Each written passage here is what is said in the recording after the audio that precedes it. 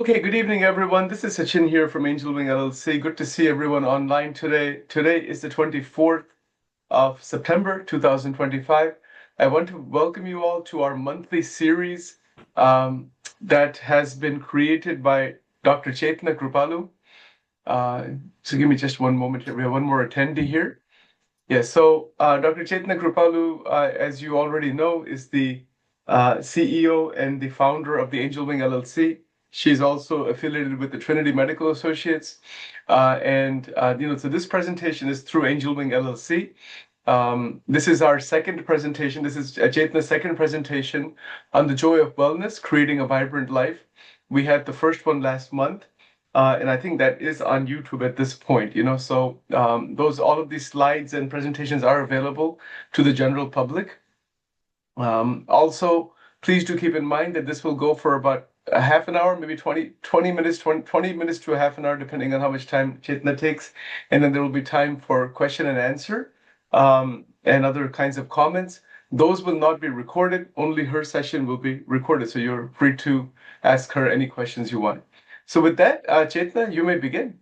Yeah, can we do go back to the is to kind of summarize what the seven pillars were, Oh, just so I we have go to through. put the other slide on. Just to hold on one second for Sorry, I that. just oh no, it's kind of like more like a reminder. Okay, hold on one second here. So I think what you would have to do here, We let cannot me do the just, takeaways. It's yes, is just that, yeah, yeah. that's, I think I just want people can you to see have that? fun. Can you see that, the joy of wellness? No? Yes. The seven foundational pillars, do you see that or No. no? No. All right, hold on a second. This thing, just a moment here. Sorry, I should have told you, but No, that's okay. All right, so you can take a look at this now. yeah, perfect. So just to kind of recap, what we went through the last time. This we were talking about what wellness means. We don't want to think about wellness as it's like a chore. You have to eat right. Of course, you have to do all that, but you have to realize that wellness is not just absence of disease, or health is not just absence of disease. So these are the foundation pillars of health. Again, stress regulation, nutrition, movement, reduction of toxicity, sleep, connectedness, and fun. So now what we'll do is we'll talk more about each of them. So today's topic would be the first one, which is the stress regulation. So we'll start with that. And just waiting for Sachin to pull up the slide. Well, we all know that what stress does, right? In general, it's just more of everybody knows stress affects you, but I think what we want to do is kind of really tell you how it really the negative effects of stress on our lives, and it's become more and more. It's actually become worse over time. These are the kind of the main things we kind of spoke about last time. It causes inflammation. It or makes the inflammation worse. It affects the immune system, so it weakens immunity. So when these things happen, obviously, different organ systems don't function properly, and and so when they don't function properly over time, then it leads to chronic disease. And everybody knows what chronic disease is, right? It is basically like you've heard of diabetes, blood pressure, cholesterol problems, cancer, heart disease, as we said. So there's like so many now. Even like autoimmunity is growing, which is secondary to inflammation. So it's a lot of things happen because of stress. And what is stress? It's essentially, we can go to the next slide, Sachin. Um, Essentially, whatever we get from the environment and how we perceive it is everything which we are exposed to.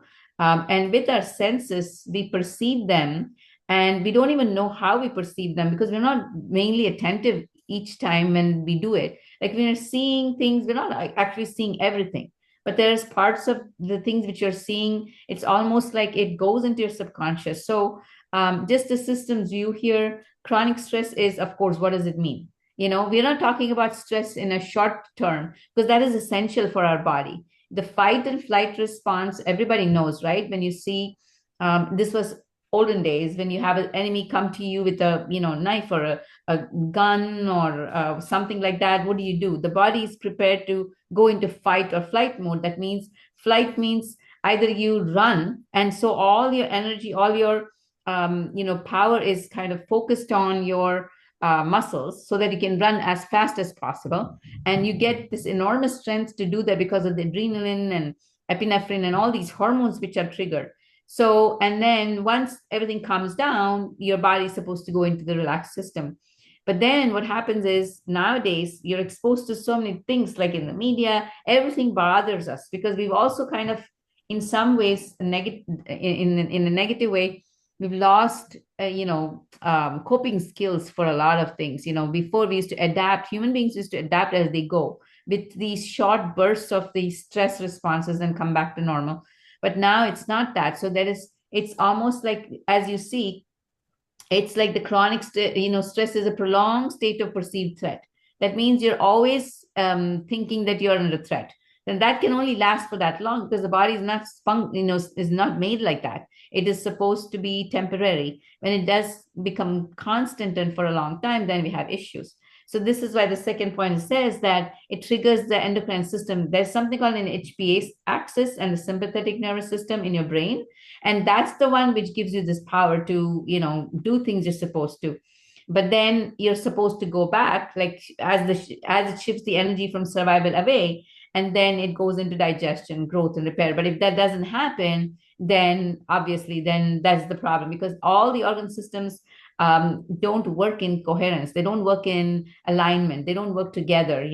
Every time one organ system is triggered, everything else follows a protocol in the body. But this doesn't happen because it's all functioning differently. Everything is kind of haywire. So that's why it causes, as it says, it's a leading disruptor for fluid inflammation. And same thing, we talked about immune problem, immune function or dysfunction. And then, of course, it increases the wear and tear of the body. So that leads to chronic disease. So that's why we want, next slide, Sachin. So just a quick idea about what happens, how the stress signals travel.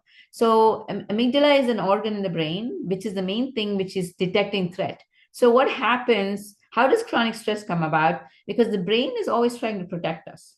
So if you have a dangerous event occur once, it's almost like scanning everywhere. And that's the amygdala in your body, which is scanning for any threat signs or symptoms. As soon as even the sign of the threat comes, the body will go into this whole, trigger this whole axis of sympathetic nervous system and go into that survival mode, the fight or flight we're talking about. For example, if somebody had a bad, like, for example, a dog came chasing them or even bit them, that's something which is visual, is in the memory. So every time this person will see a dog, that dog may not come and chase them. That dog may not come and bite them. It's just a dog.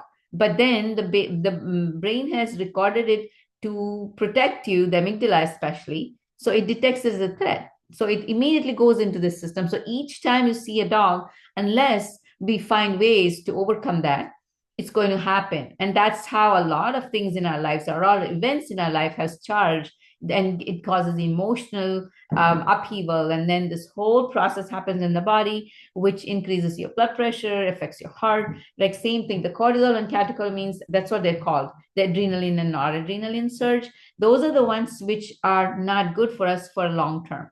So again, like, it's chronic exposure becomes toxic. So again, what is cortisol? Everybody's heard of cortisol, right? So it's a hormone which is actually good for us. So the ideal rhythm in the body is in the morning when you wake up. As soon as you wake up, actually, as the sun hits the pineal gland. Pineal gland now is a gland. It's in the middle. Like, if you take a line from top of the head and a line, horizontal line, like right in the middle of the eyebrows, and imagine that meeting at one point inside the head, that's where the pineal gland is. Such a tiny gland. But when the sun hits that in the morning, or when it's morning, daylight, it starts secreting this cortisol. So what does cortisol do? It gives you energy. It increases all the other hormones, right? Adrenaline, all of that, to take action, to do stuff in the morning. So high energy.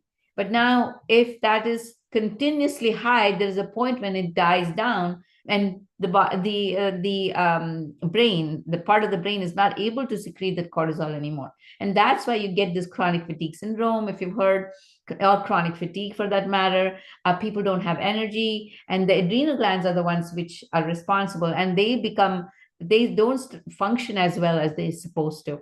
So that's the other thing. And then and that's why, they're all feedback loops, like it says.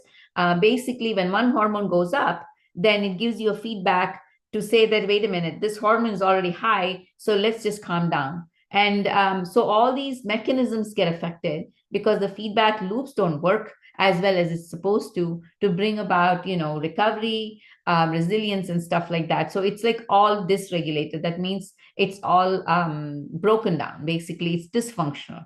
Next slide. Yeah, so how does it fuel inflammation? That's the most important thing. So what is inflammation? Inflammation essentially is just swelling. But then on a disease level, it's basically really is harmful for our body at different levels. We didn't know this term before for a long time. There is something called acute inflammation and chronic inflammation. Now, acute inflammation, everybody knows when you get hurt and there is a cut, basically the way the body heals is it's red on the surface, it becomes swollen, and that's the inflammation we used to talk about. And that's normal because that's how the body goes through, and then it goes down.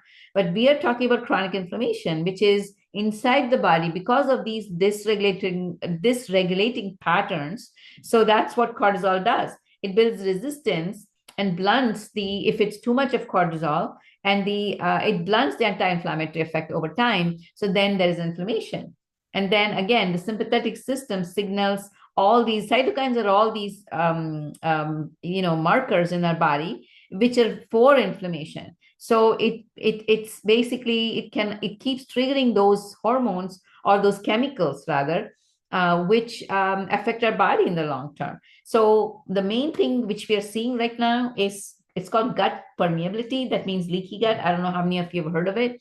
So what happens in the gut? Now, the brain and gut, it's very important for us to know the gut is actually the second brain in the body. So all the important nerves which are there in the brain, it's equal or almost more number of neurons, it's called nerve cells in our gut.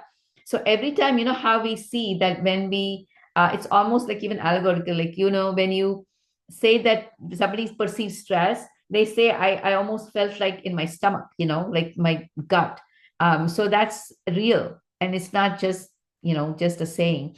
So how does it happen? So then over time it increases what does gut mean? Gut is the main intestines. Basically, we have the stomach, then we have the small intestine, which is divided into three portions, and then that's connected into the large intestine, which is the main thing where absorption happens. Now, the small intestine is the one where absorption happens, which is very important for us because we need it intact for all the nutrients to absorb in the body. But what happens with this stress is becomes leaky. That means the membrane is supposed to be very tight, and it doesn't allow toxins to enter into the system, into the blood, because that's how everything travels, right? So then what happens is, when over time this becomes leaky because of the stress and the chemicals which are secreted, it allows toxins to enter our into the body, and that causes inflammation. So that's why it's important for us to understand that many people have gut issues and it's not visible. There's not enough tests which can actually give us that idea about what happens there. So there are certain tests, but then most of the time when you go to the doctor, most of them, they'll tell you have irritable bowel syndrome, whatever the diagnosis is. The point is, this is the one which is causing it to become more permeable. So, and then what happens is, once it allows the toxins to go into the body, it goes into your brain too. That's why people have fatigue, they have brain fog, and even stomach issues. And not only that, when it travels all over the body, it causes joint issues, autoimmunity, and stuff like that. So then, of course, the inflammation itself will cause people to have high cholesterol and things like that. So people also have, like I said, autoimmunity because of the inflammation. It causes pain in their bodies, pain in their different joints, just body aches all over, and more. And inflammation affects every organ in your body. Next slide, Sachin. Yeah, so how does it weaken immunity? Now, these are all very specific terms, but I'm just going to get gist of it.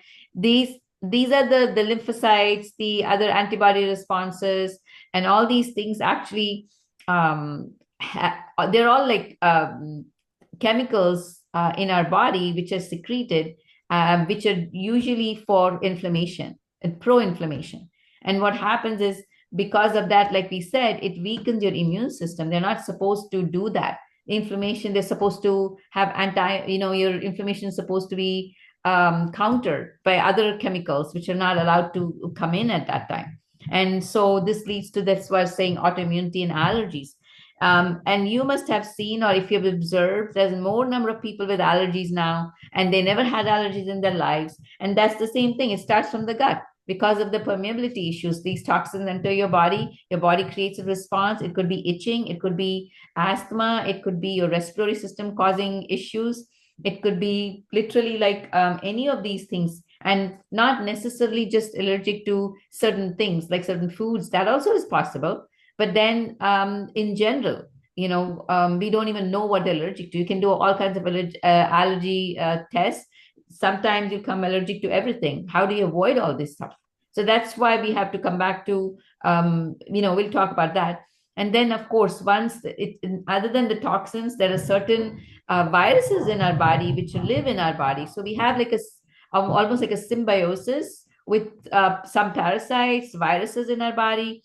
And when you have this immune system being weak, they get reactivated. And sometimes people will have these weird symptoms, like a viral symptom, especially with EBV. That's one of them, which is just fatigue. And we don't know. We just know we were exposed. But this is one of the reasons why they become reactive. And then, of course, we all know that when immune system is not functioning right way, the wound healing is delayed. It takes longer for the repair to happen, because remember, we talked about in the other slide how inflammation happens and how the repair system the recovery is affected. So next slide. So we talk about inflammation, we talk about immune dysfunction, and all the others, like I mentioned before, cardiovascular is hard. And then people get hypertension. It may call endothelial dysfunction. Is basically blood vessels in our body, there's a lining there. That doesn't function as well because of inflammation. And so because of that, you get these formation of plaques or blockages, as they call it. And that is easier to form there and just get stuck there. So that's one more, secondary to inflammation. Then metabolic is what? Diabetes, insulin resistance, which causes, the other term is diabetes. And then, cholesterol, visceral fat gain is all these fat which we gain under the organs in the body. And that also is secondary to inflammation. Everybody's, I think, going through or gone through fat around the belly. The belly fat is called the visceral fat. And then, of course, gastrointestinal, like we said, dysbiosis is because there's good and bad bacteria in the belly and the intestines. And because of just not having the right environment, they have more of the bad bacteria, and that causes gas, that causes dysfunction, even the like constipation or diarrhea. And that was saying that irritable bowel syndrome is the IBS, which flares up. And then, of course, because of the toxins entering your body, like we talked about, it causes depression, anxiety, brain fog, and of course, then sleep disruption, because people are not able to sleep at night. Some of these things, anxiety is very common because of this. And it's not necessarily, so it's basically starts with stress, but then because of all these dysfunction, it increases the anxiety. So that's the whole cycle. And then, a lot of times when you have eczema, psoriasis, and myofascial pain and all this stuff, again, these are all toxins building in your body from entering in through your gut. And that sometimes I've seen in people developing all of a sudden, they've never had eczema in their life, but all of a sudden they see these patches in their body, which come about. And these are all actually autoimmune. What does autoimmune mean? Because again, let's come back. I don't know if you have a slide with autoimmunity. Let's go to the next one. Yeah, so yeah, there you go. So we'll talk about it. So from stress to chronic disease, like I said, it causes this cardiometabolic disease. We talked about all that. Now let's talk about a little bit about autoimmune. This is important. What I keep saying that, and you have to know what it means. So autoimmune means that your body is in a state of such imbalance that it's viewing its own tissue as foreign, and it's secreting or it's making antibodies to its own tissue. That's what's called autoimmune activation. And this is very common in rheumatoid arthritis, inflammatory bowel disease, like I don't know if you've heard of Crohn's disease and ulcerative colitis. This is all over. And thyroid, this is very becoming more and more evident in, we are seeing that more in our practices because of it starts with the beginning is the stress. So we have to keep that in mind. And then, of course, neurodegenerative risk of annual inflammation and that's just too specific. So, again, cancer, like I mentioned before, we don't know all the causes for the cancer, but this is definitely one of the immune dysfunction is one of the reasons for that. Then, of course, aging, I'm sure it does because at a genetic level or a chromosomal level, it could be that. Next slide.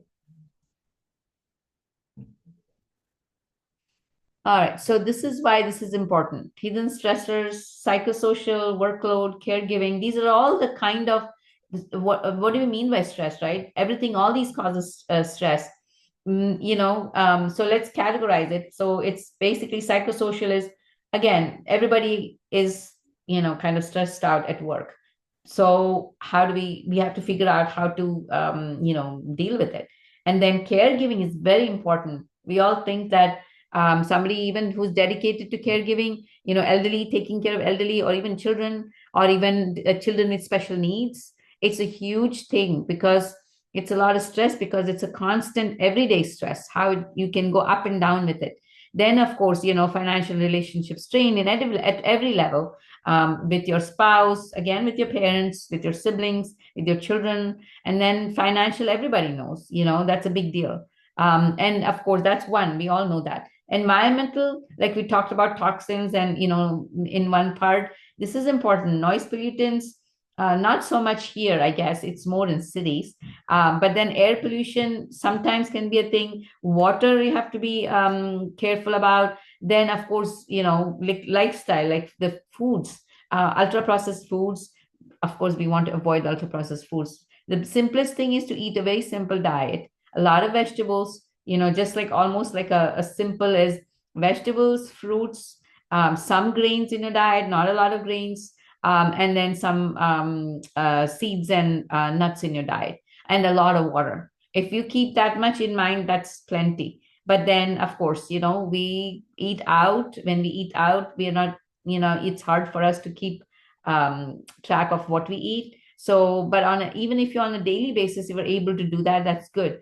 But then again, sedentary routines, it's a big deal now. Everybody's on their screen, everybody's on their laptops almost all the day, and they're sitting. So we need to find ways to really take breaks in between and do something about it, move around. Again, it's movement. Remember, we talked about it before. That's another, we'll talk about that in more detail. Now, digital overload, we know that, right? Scrolling, the blue light at night, almost like after sunset, that affects your brain because it's giving a signal again that the nighttime hormones are not going to be secreted. So that's one of the reasons for insomnia. You're not able to sleep at night. Then, of course, medical, can be stressors to watch was unmanaged pain, infections, of course, medications and drugs. So that's another thing to keep in mind. These are all the stressors, like main points, to know that this is all there, just to be aware of it. What are the stresses to watch out for, to keep in mind. Again, like we talked, awareness is everything. If we know it, at least we know. We can't avoid everything, but if we can avoid the big things, I think, when I say avoid or watch for it and see how we can cope with it, I think that would just do it. Next slide. Yeah. Okay. Again, so what do we do? Buffers and so restorative sleep is important again to balance it. So what can we do about it, right? That's the main thing. We talked about all the things which cause stress causes. So for sleep, again, I feel that a couple of things you could definitely do is no, not to be on the phone till the bedtime. So take about an hour or two before that, just read a book in and quietly dim the light, and that way you can doze off to sleep because you're signaling your body that you are getting ready for bed, and go to bed. If you want, you can use some kind of a nature's that the what's that called, I forget, just the nature signs, no, music, or like the waves or the trees or the forest, or just something which is soothing. It's called white noise. So I think that can be used. And in yoga, you can use something called yoga nidra, which is really amazing. It's kind of like relaxation, progressive relaxation from all the way from the head till the toe. So that really helps you relax every muscle in the body, and you go to sleep. A couple of just suggestions there. And again, overall, physical activity is important. So if you're sedentary, you cannot fall asleep because your body has to get tired. So you have to move. You have to do kind of disciplined exercise as well as just move through the body. So there's two kinds of activity. One is baseline activity. That means how long are we sitting? Like you have to keep moving, like I said, through the day, and then structured exercise too, whether it's walking, whether it's running, whether it's playing a game. Any of these are all going to help you fight inflammation in many levels, and you can sleep better. All your organ functions seem to be working better. Even your gut works better, so that's important. So the other things to help with gut permeability and stuff like that is definitely breathing or pranayama, and then meditation, some kind of meditation, any kind of meditation. It doesn't have to be long. You could do 5 minutes in the morning, 5 minutes at night, and then being in the present moment. That's the very important. Like we talk about it all the time in age living. Being present is gives you so much attention to your body, conserving the energy and working in coherence, working in alignment. It is so useful for us to be able to do that. It's a challenge, of course, but then it's the same as meditation. It's not any less. And then the other thing I really like is to bring yourself in the present moment, and to be more the body really relaxes and releases good chemicals when you are in gratitude about everything, any situation. Anytime your mind wanders off to go into the negative mode, bring yourself back with gratitude and just remembering all the good things in the day. That's why it's nice to end up with a journal at night, or even a piece of paper. We can write 3 things which happened today to us or to me, and I'm grateful for. And I'm sure you can find, and just hone in on that. Do not forget about all the other things which happen in your day, which is really helpful for moving on for the next day. Because when you sleep at night, you should sleep.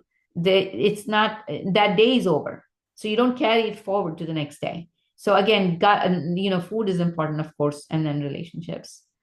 Um, yeah, same thing. So the evidence-based practices, sleeping 7 to 9 hours. I would say minimum 7, 9 hours. I don't think anybody, gets that much. So again, breath, I was telling you about, there's different kinds of it. There's box breathing, slow diaphragmatic breathing. I think most of us know here what it is. Movement, 150 plus minutes per week. And then, of course, strength training for, bone and muscle improvement.